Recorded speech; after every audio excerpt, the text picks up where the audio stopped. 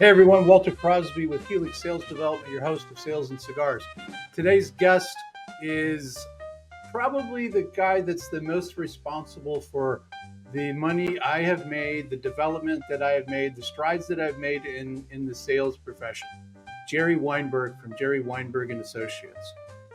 30 years ago, he taught me what is the foundation of how I operate, how I think about sales, and we just have a great conversation about sales as two sales professionals talking about what we think is right and wrong with the business today. Salespeople are still struggling. They're struggling for a lot of the same reasons that they struggled at the beginning, and some of it has a lot to do with the business owners and CEOs that they work for. And we talk a little bit about that. We talk about sales managers struggling because they're put into positions that they just can't win. They're not given the tools. They're promoted for the wrong reasons. And Gerry and I agree on something that when you start a program to train or develop your sales team, you have to get the managers, you got to get leadership involved. They got to buy in. They got to support this endeavor. Otherwise, it just won't work. So go grab a cocktail, grab a cigar, strap in for another exciting episode of Sales and Cigars. Thanks.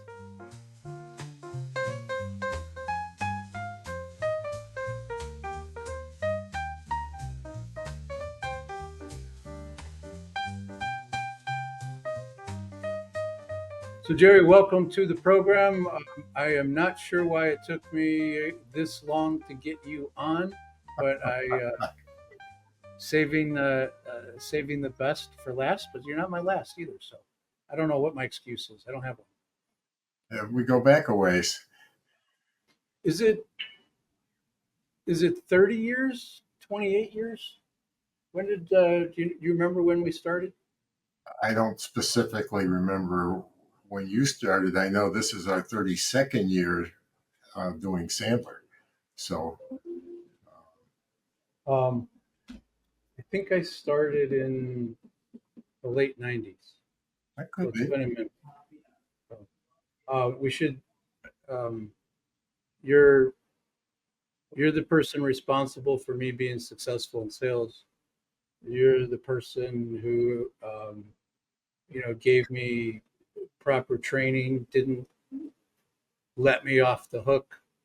Um, so uh, you're kind of the Wizard of Oz behind so many salespeople in the Metro Detroit area. You're being very kind. Obviously, you had a great deal to do with it. I just listened and tried to apply things. There you go. So let me ask this question: Is there a book that, like, if you got a business owner who's wants to grow and has sort of a mindset issue, is there a book that you recommend that they go get? Is there something that you do gift on a regular basis? We probably have well over 30 Sandler books at this point, uh, but I have read probably close to 1,000 business books um, along the way. I try to read on a regular basis because you know what? You never stop learning. And I'm Shouldn't. always reminded of a quote from my father. He said, "All my life I've been searching for the answers, and now that I finally found some of the answers, they've gone and changed all the questions." And so that's so true. I mean, the world has changed. I mean, we got into this business when there were fax machines, and I had a bag phone. Goes 19, back a way. 1992. I mean, it seems like a long time ago, and it was. But we're still young. I'm surrounded by young people on our team, and with my daughter Alana, who's really running the company. She's the owner of it now.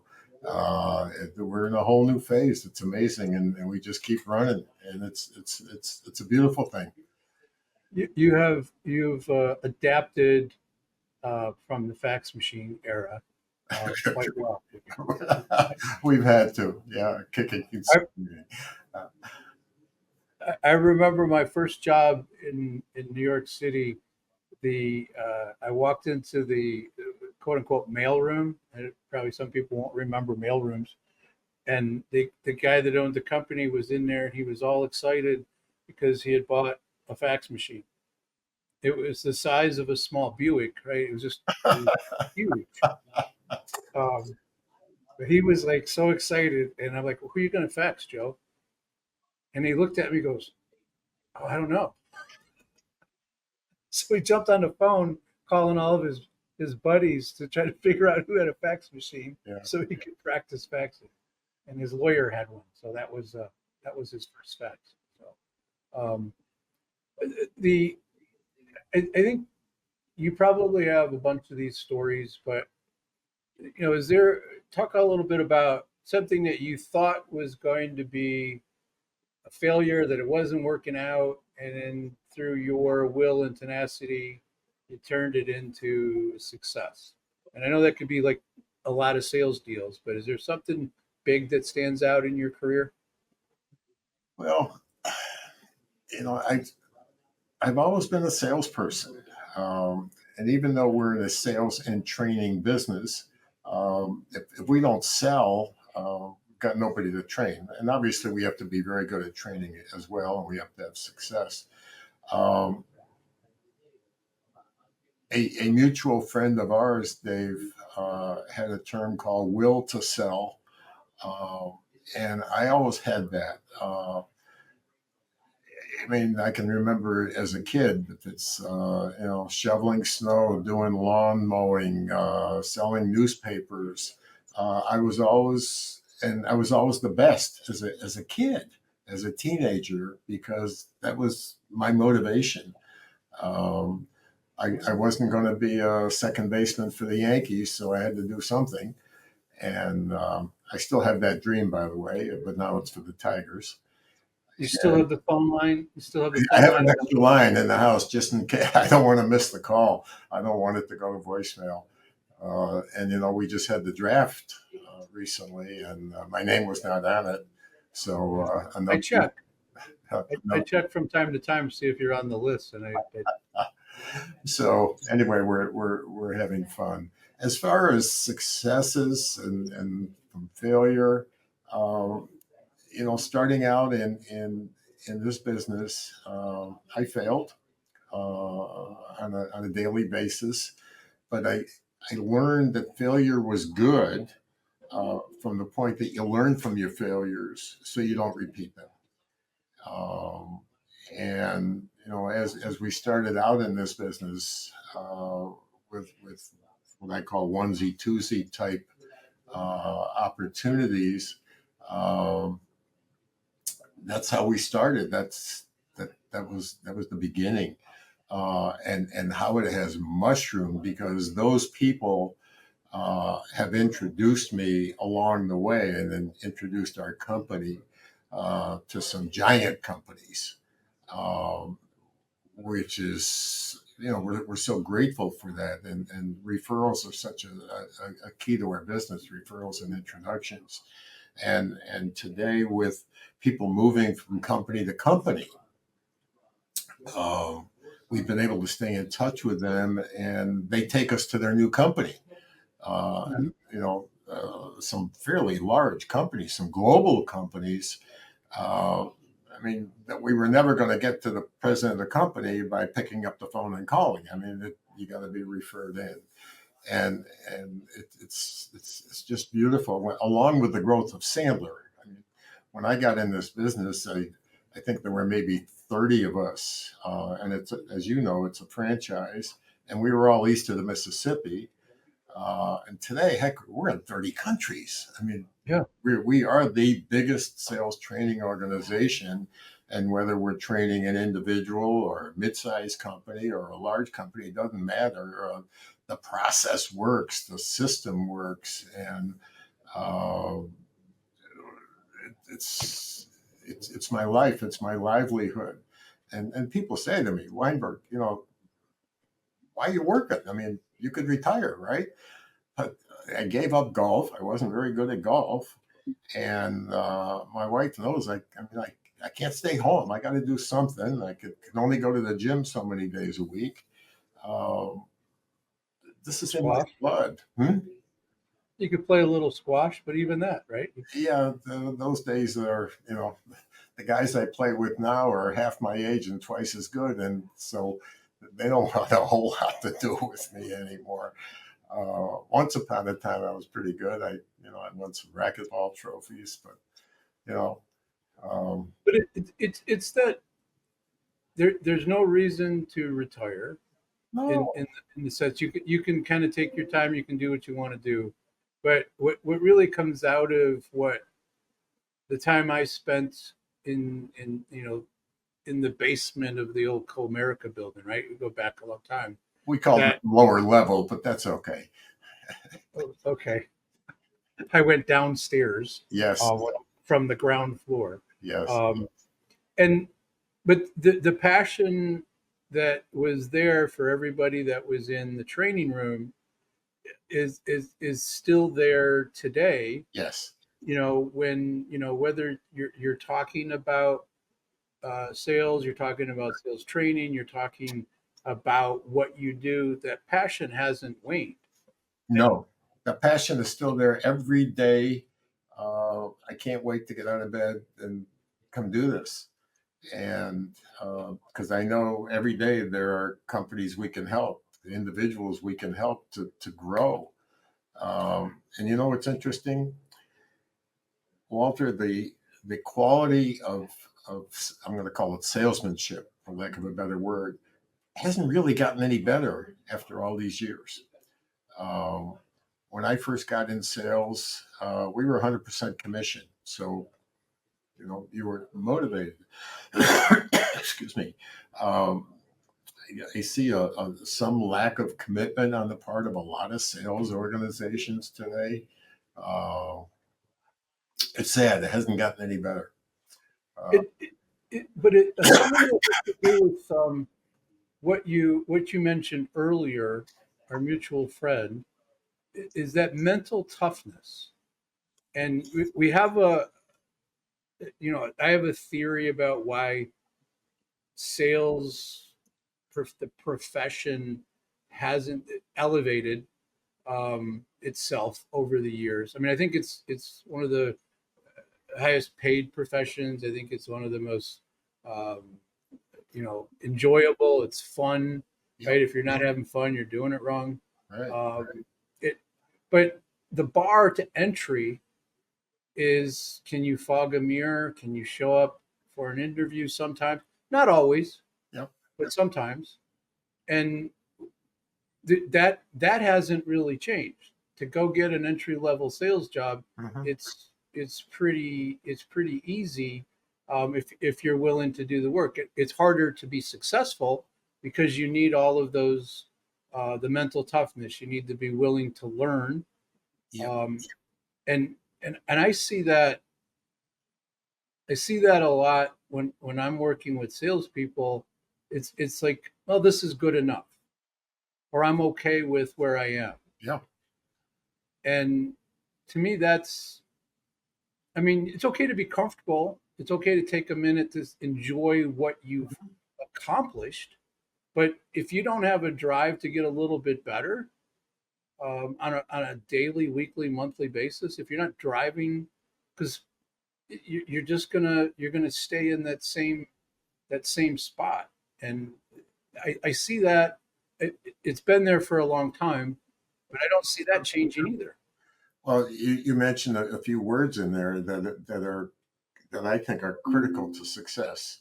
Uh, there's still a lot of people in comfort zones and not willing to do what it takes. Um, there's fear of success. Um, the fear of picking up the phone and calling someone.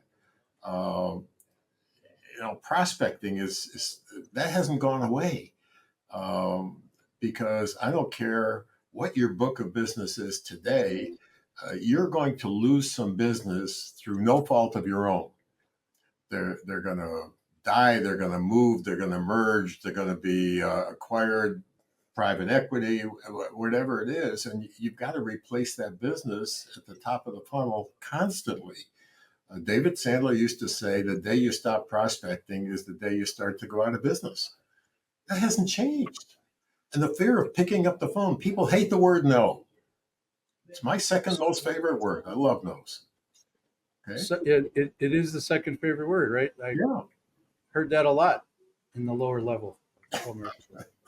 And if you look out the window behind me, that is the Comerica building. You know, we moved 4 years ago. We're now next door in the Onyx building. But we spent a lot of years in that building. Yeah, a long time. Long time.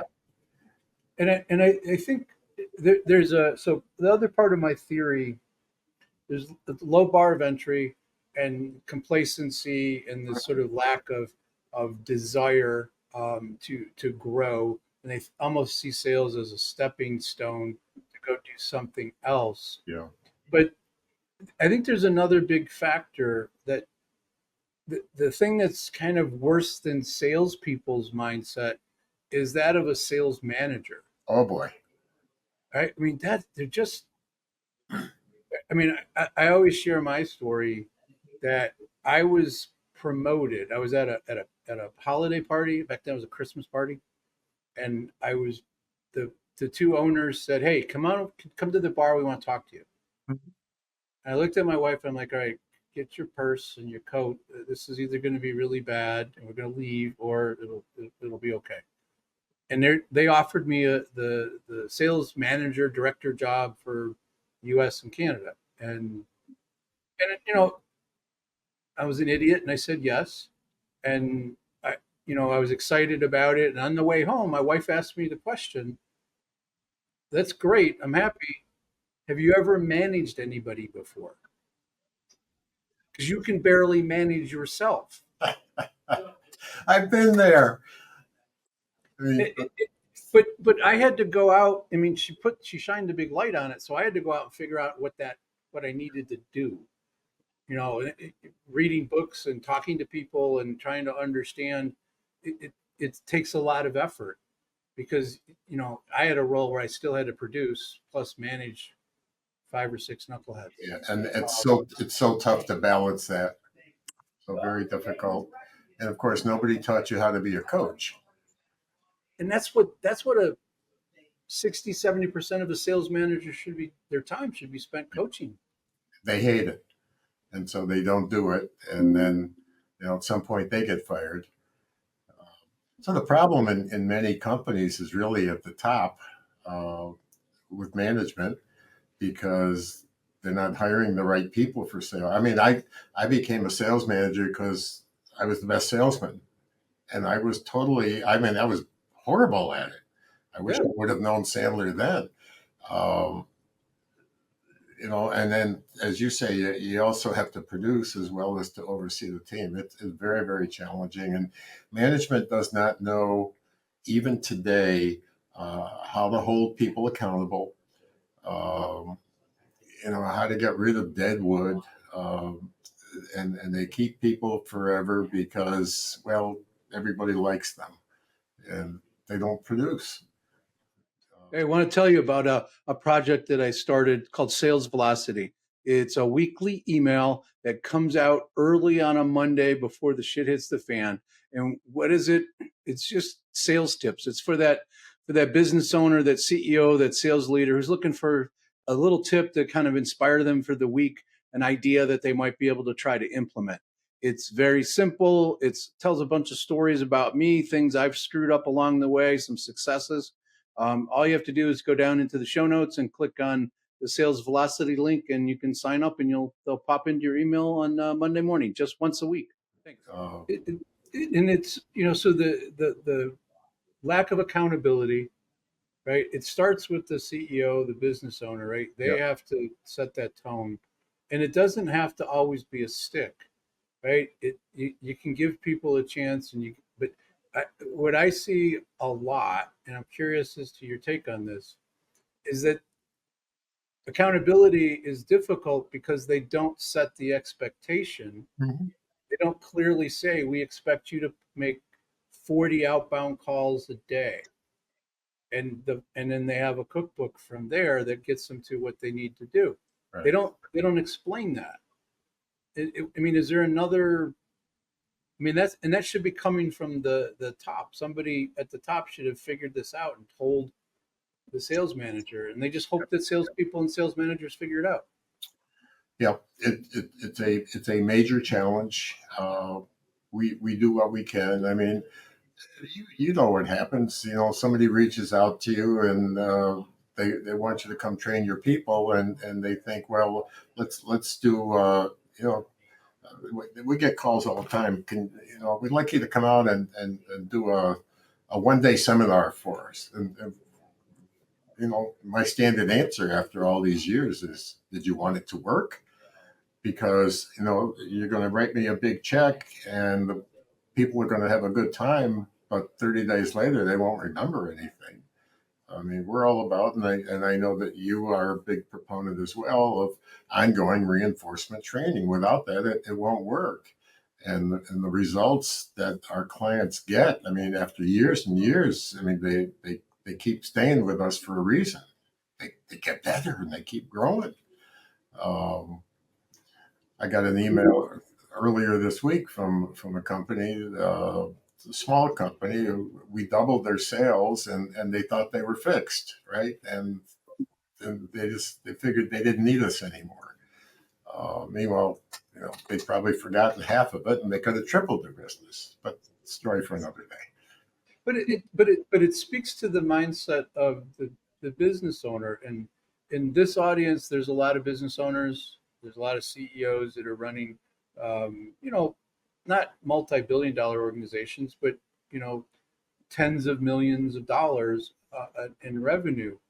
And what I try to get them to see is that you're making assumptions about your salespeople, that they know what to say and they know how to say it, and they have the right tone.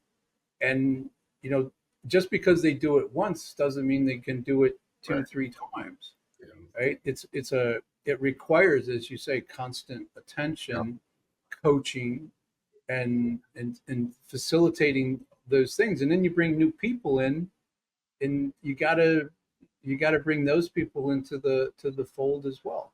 Yeah. And along the way, we've learned a lot. Obviously, culture is critical to success. But one of the things, Alana and I are working with a company right now, uh, where we're only starting with management because I mean we've learned down through the years. We don't start with salespeople. We start with management, and they get to go first, and they need to experience it because, after all, they're going to be with their salespeople on a regular basis, and we may only see them, whatever the cycle is, once a month, once every 2 weeks, whatever. Uh, and management has to buy in. And if management doesn't support any training, you can't just write a check and say, go get them. Uh, they have to support it, and they have to know what their people are learning. Otherwise, it won't work. It's just throwing away money. And they so there's a sort this takes them to an attitude of, well, I've done sales training and it doesn't work. Yeah, they And checked it off the box, right? right. And if you dig into like what did they do, they didn't have their sales manager in the sales training. The sales manager Yeah, she didn't was have too busy, it sitting in front of didn't the have a screen. chance. Yeah, yeah, yeah. But And you bring up culture, and Hamish Knox had a quote, or I don't know, he said it to me, so he probably said it to thousands of people. The sales culture is the attitude and the behaviors that the company accepts, right? And if you accept mediocrity, and if you accept lack of accountability, and you accept poor performance, that's your culture. I agree. That's right on. Yeah. It's trying to unravel that. It sometimes it just feels like it's not. I get to my point, and this is a little therapy for Walter, Gerry. But how do it's a lot of times I feel like I care more about the performance and generating the revenue than the business owners do. Yeah. And I really struggle with that and trying to get their attention. And it's like, Mhm. it's like, you feel like you get your, Yep. I feel like I get my head patted. Like it's going to be okay. If Uh, we do 12 or 15, it doesn't matter. yeah. It does matter. Of course. I'm reminded of a Sandler trainer in our network who will actually say these words when they're still a prospect. He says, "If I am more committed to your growth than you are, this isn't going to work, and we might as well not start." Hmm. No, those are gutsy words. And if you're uncomfortable asking tough questions and doing gutsy things, you might as well get out of the business. Completely. And I should. You used to tell me could say whatever I wanted as long as I said it in a nurturing fashion. That hasn't changed. Yeah, but I still struggle with nurturing I, because my version of what you just said is that we're sitting at the table, we're all ready to go. The checkbook is there, the agreement is signed, and I look at him and say, "Can I tell you why this isn't going to work?" You. Mhm. It's a little harsher, and I can't always get myself out of it. But I think the situations where I don't get out of it is they're good because it would be a failure, and I don't like failures. But I really do need to soften that up a little bit. I think. Well, the moment we let a customer, a client, a prospect dictate to us about our business, they don't know our business. They think, man, I got a great sales team. They've been with me on an average of 15, 20 years, blah, blah, blah. We're doing great. Uh, and then we find out that half of their people aren't trainable and coachable. Okay, shouldn't even be in not be in our training program. They shouldn't even be in a company.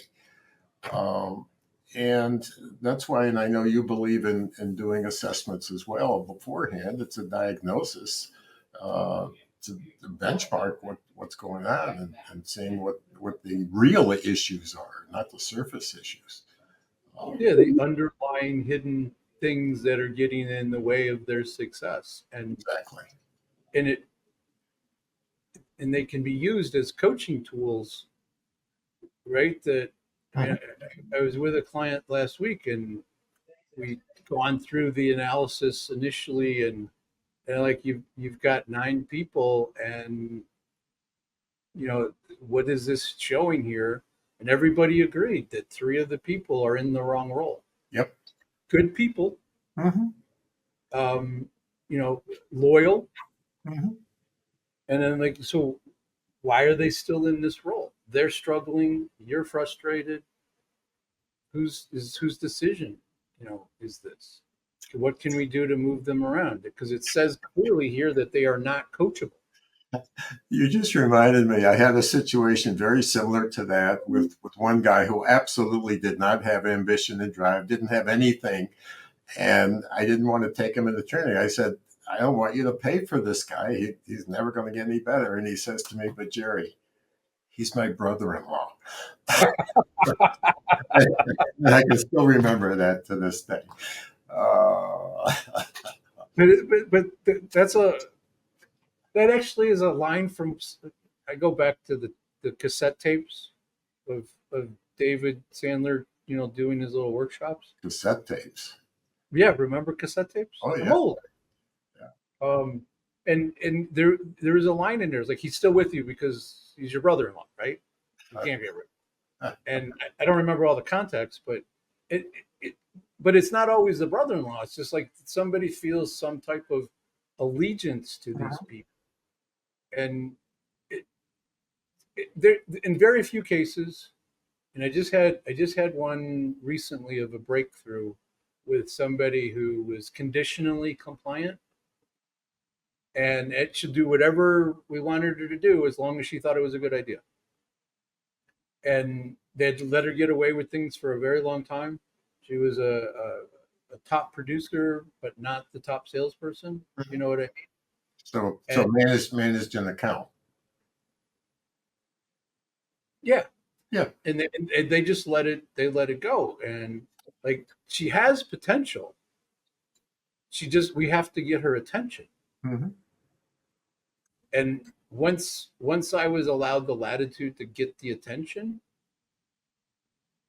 I mean, she's off to the races. That's great. I mean, she'll be unstoppable, but that's the rarity. Most of the ones that aren't performing are not performing for sales. I use sales DNA, right? They just have some sort of mental. Their mindset is off. Their attitude. They don't do the right behaviors, and it's incredibly frustrating to watch. You know, I said that person can't come into the program because it's you're going to waste money, and they're literally offended. They don't want to throw their money away. It's really wild. Um, The term hostages comes up frequently.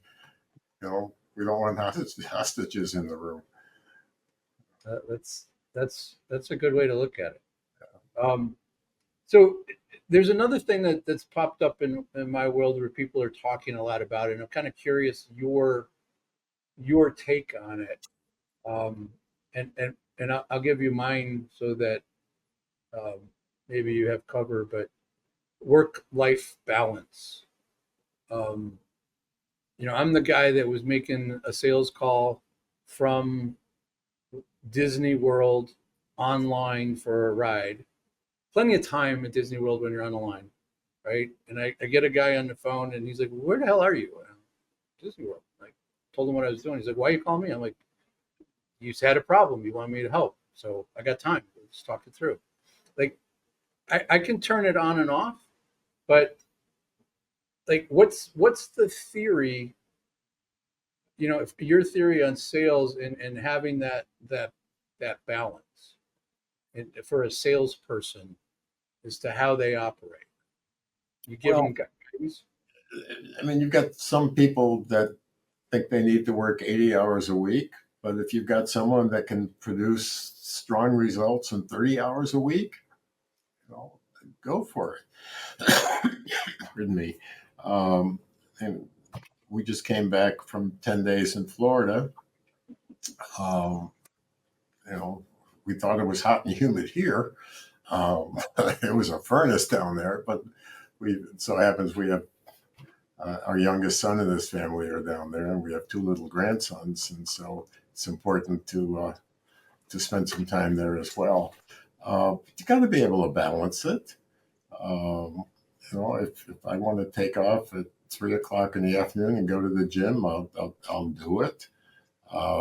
I still get up early in the morning. It's my nature. Um, it's part of my mindset. Um, and you just have to balance it. I was a Dan Sullivan client for many years and strategic coach, and we had the concept of focus days and free days. And a free day is a 24-hour period where you don't even think business. You don't look at the phone. You don't read. Well, I flunked that one. I mean, I'll still read, and I'll still do emails. I'll read emails when I'm on vacation. And I still consume newspapers every day. How many these days? I'm down to about 4.5. I get the Free Press and the Wall Street Journal at 4:30 in the morning on the driveway, and the rest I read digitally. I still do the Free Press crossword at night. Um, it's it's my nature. I mean, it's who I am. You know, um, I still read a ton of books. I got a Kindle. It was the best thing that ever happened for my reading because when we used to go away on vacation, half the suitcase would be books. So we've gotten past that, and and all the emails and all the newsletters and everything else. it's my lifelong. I'm a lifelong learner. Whatever that is. Sports is a huge part of my life. I mean, I still follow box scores every day. I mean, it, it's who I am. Uh, that part isn't going to change, but it's part of my balance. My balance. But Uh, your balance is, so what you're saying is, you have to figure it out for yourself. mhm. And you have to find time to turn on, turn off. Um, if I go away and I really try to take a week where I'm just going to be away, You know, I 5:30, I'm still looking at emails, uh-huh. right? And at 5:30 at night, I might have a cocktail in my hand and a cigar, and I might be looking at emails at that point as well.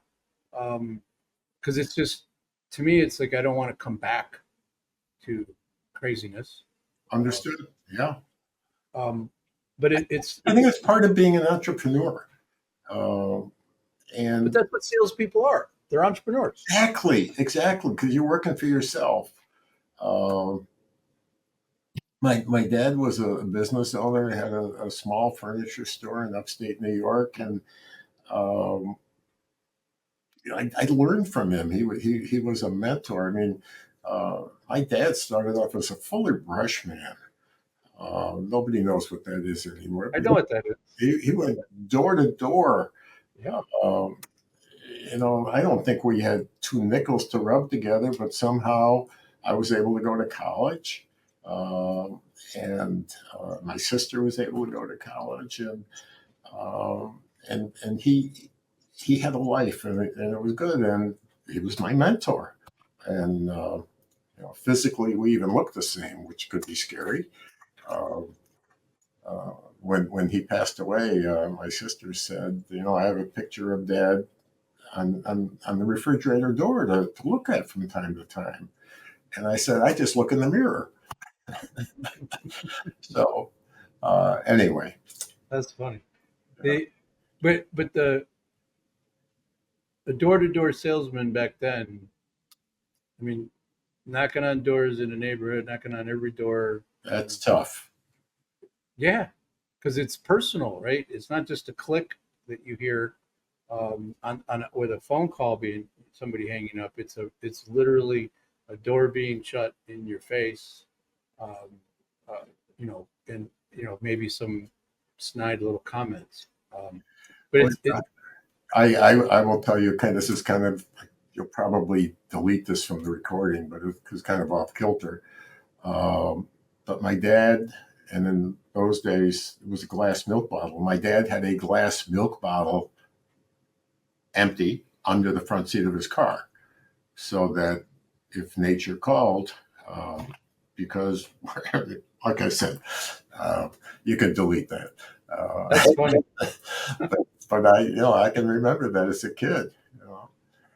Go out with him. Yeah, Hopefully that got laundered every once in a while. every once in a while. Yeah. Yeah. Um, the, this is the last question. I mean, we could talk for quite a while, but is there something in particular that jumps out at you? And we don't not need names, but just anything that you hear on social media or in books about sales development, sales training, some guru giving advice that just sucks. And it, I mean, there's some stuff out there like, you know, the phone is dead, right? Or whatever, right? The people that say that. And is there anything that stands out in your mind over the years that you've heard that just really, you don't have to use the word sucks, but just it you know, doesn't land well with you? Well, a lot of people out there have an agenda. So, depending on what it is that they're pushing. So they will tell you that cold calling doesn't work, because you may make 99 dials. You may talk with six people. You may set three meetings. You may close two deals. But here's a number that'll blow you away. Um, and it has only gotten worse since COVID. There are over 300 billion, that's with a B, business emails in this country every single day. So more and more, because people say cold calling doesn't work, so the amount of emails going like this, but the amount of openings is going like this. Um, we were on radio for years. You know, That's how back I came to you, WJR. and that really helped to build the business. And even today, people will say, I remember you. You know, we used to say we're famous for our difficult and expensive sales training. It's not for everyone. Made the phone ring. Um, but here's what I know: whether you're sending emails or texts or video emails, um, you've got to have a balance of all of them. We call it sequencing. Phone calls work.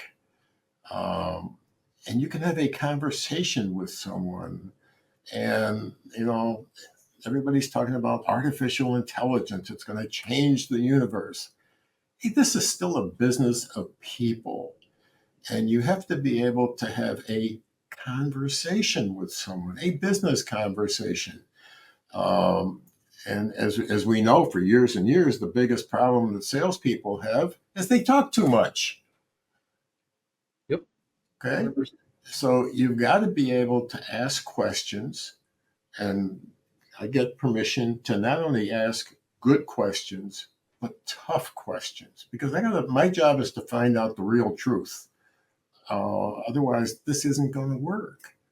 Um, and so all those books out there that talk about doing this and doing that, and there are a lot of gurus, um, still need to pick up the phone and call and balance it. And as we know, it's it's taking more and more attempts if you're cold calling um, to finally reach the right people, and you got to reach the person higher up. The guy that can say yes, or the gal that can say yes. Exactly. Uh, and it may take, they say, 12, 14, 16 attempts. I don't know what the real number is. It changes for everyone. Got to have cell phone numbers, obviously. And that's why we do, thank goodness for referrals and introductions. I mean, someone will introduce us to someone, and that's beautiful, because that sale is already made before we ever get started. It's pre-sold.